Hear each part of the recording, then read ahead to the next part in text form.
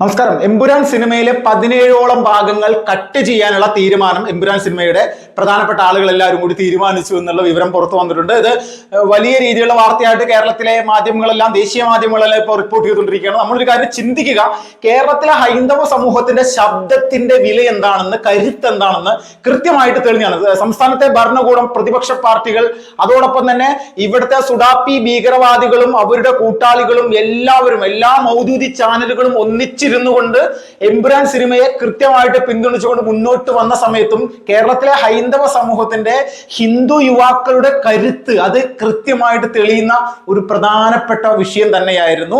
ഇപ്പോ ഈ എമ്പുരാൻ സിനിമയിലെ 17 ഭാഗങ്ങൾ കട്ട് ചെയ്തുകൊണ്ട് ഇനി തിങ്കളാഴ്ച മുതൽ ഇത് കേരളത്തിലെയും ലോകത്തിലെ എല്ലാ സ്ഥലങ്ങളിലും ഇനി അങ്ങനെ കാണിക്കും, അങ്ങനെ കണ്ടാൽ മതി എന്നുള്ള തീരുമാനത്തിലേക്ക് അവർ എത്തി.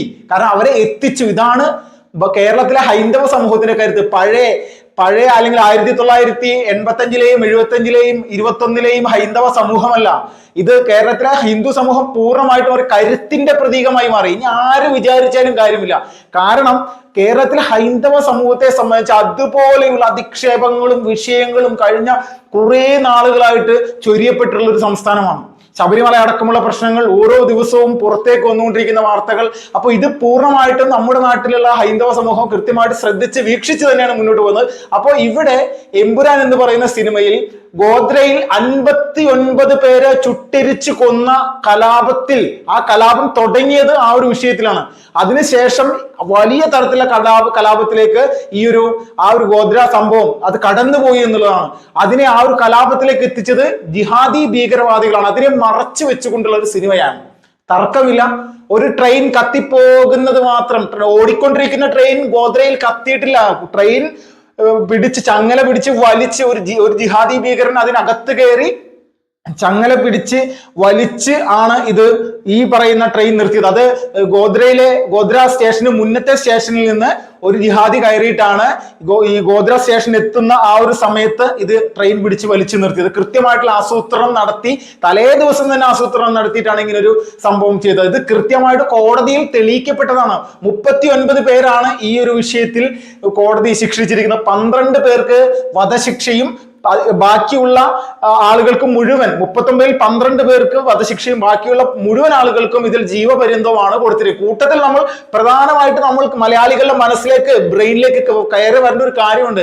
ഇതിൽ 6 പ്രതികൾ അഹമ്മദാബാദ് കോർപ്പറേഷനിലെ കോൺഗ്രസിന്റെ കൗൺസിലർമാരായിരുന്നു, വാർഡ് കൗൺസിലർമാരായിരുന്നു എന്നുള്ളത് കൂടി നമ്മൾ നമ്മുടെ ബ്രെയിനിലേക്ക് കയറ്റി വെക്കുക. കാരണം ഇത് ഭാരതത്തെ സംബന്ധിച്ച് ഈ ഒരു ഗുജറാത്ത് കലാപം എന്നുള്ളത് ഹിന്ദു സമൂഹത്തെ വലിയ തരത്തിൽ അധിക്ഷേപിച്ചൊരു സംഭവം തന്നെയായിരുന്നു. അതിലൊരു തർക്കമില്ല. ഭീകരവാദികൾ കൃത്യമായിട്ട് ഈ വിഷയം വലിയ തരത്തിൽ നമ്മുടെ രാജ്യം മുഴുവൻ കത്തിക്കാൻ വേണ്ടി ശ്രമിച്ചൊരു കാര്യമായിരുന്നു. അതിനെ പ്രതിരോധിക്കാനും ഇതുമായി ബന്ധപ്പെട്ടുകൊണ്ട് ഇപ്പോഴും നടക്കുന്ന കള്ളപ്രചരണങ്ങളെല്ലാം ഇവിടുത്തെ ഹൈന്ദവ സമൂഹം കൃത്യമായിട്ട് മുന്നോട്ടുണ്ട്. ഇതിൽ ഈ പ്രതികൾ ചെയ്ത ഈ ക്രൂര കൃത്യത്തിൽ 59 പേര് മരിച്ചു എന്ന് പറഞ്ഞല്ലോ.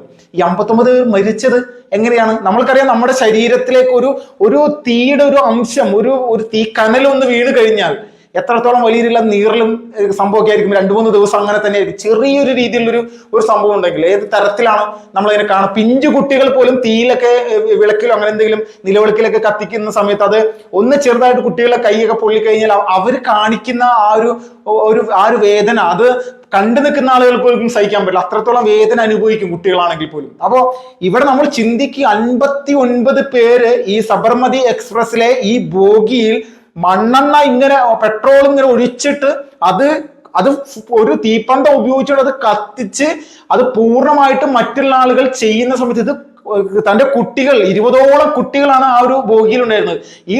അതിൽ നിസ്സാര ദിവസങ്ങൾ മാത്രം, ഏകദേശം 20 ദിവസം പ്രായമുള്ള കുട്ടി പോലും ഉണ്ടായിരുന്നു എന്നുള്ളതാണ് നമ്മൾ ചിന്തിക്കണം.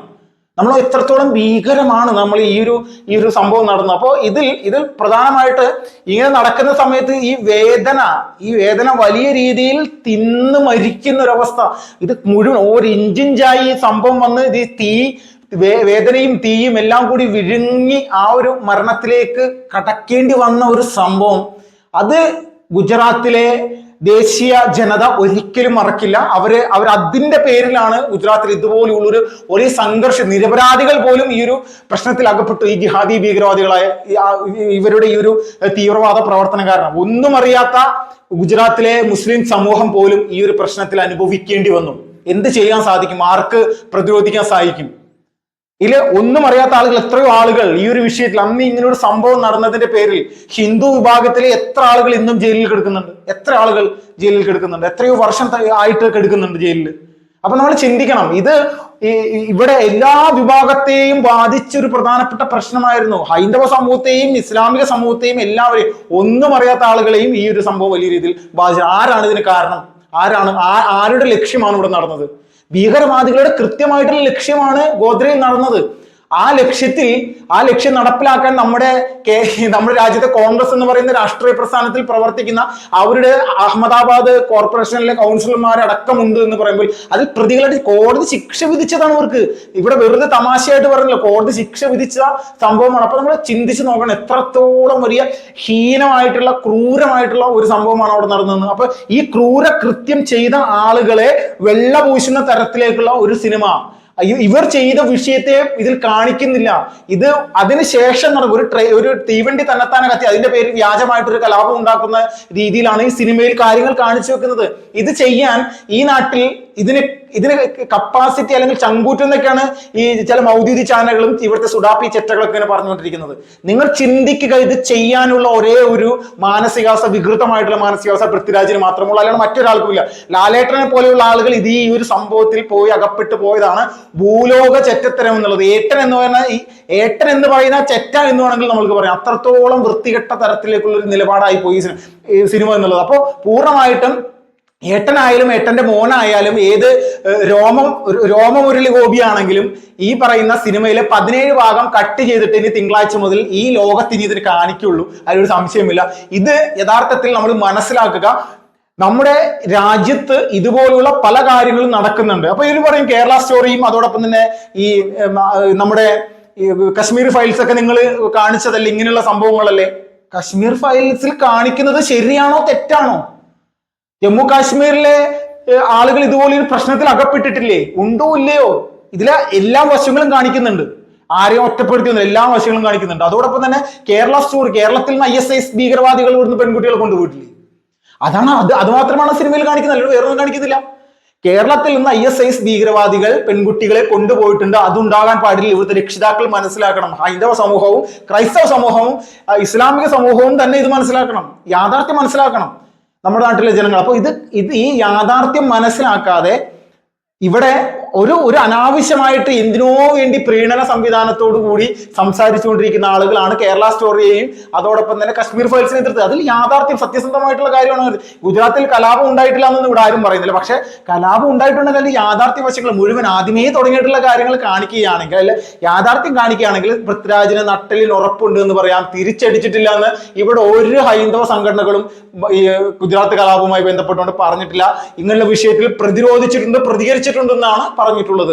അത് പറയാത്ത, അങ്ങനെ ചെയ്തിട്ടില്ല എന്ന് പറഞ്ഞിട്ടുണ്ടെങ്കിൽ മാത്രമല്ല ഇതുപോലുള്ള കാര്യങ്ങൾ ചെയ്യേണ്ടത്. പക്ഷെ ഇവിടെ യാഥാർത്ഥ്യം ആദ്യം തുടങ്ങി തന്നെ ഇങ്ങനെയുള്ള വിഷയം കാണിക്കേണ്ട ഉത്തരവാദിത്വം ഉണ്ടായിരുന്നു. അത് ചെയ്തില്ല. അത് ചെയ്യാത്തതിന്റെ പേരിലാണ് നട്ടലിന് ഉറപ്പില്ലാത്ത ചെറ്റകൾ എന്ന് മാത്രമേ ഇതിൽ പറയാനുള്ളൂ. അപ്പൊ പൂർണ്ണമായിട്ടും നമ്മൾ മനസ്സിലാക്കുക, എമ്പുരാന്റെ 17 സീനുകൾ കട്ട് ചെയ്ത് വെട്ടിക്കൂട്ടി കളഞ്ഞിട്ടുണ്ട്. ഇന്ന് വെട്ടിക്കൂട്ടി കളഞ്ഞതിന്റെ തിങ്കളാഴ്ച മുതൽ ബാക്കി കാണാം. അത്രേ ഉള്ളൂ.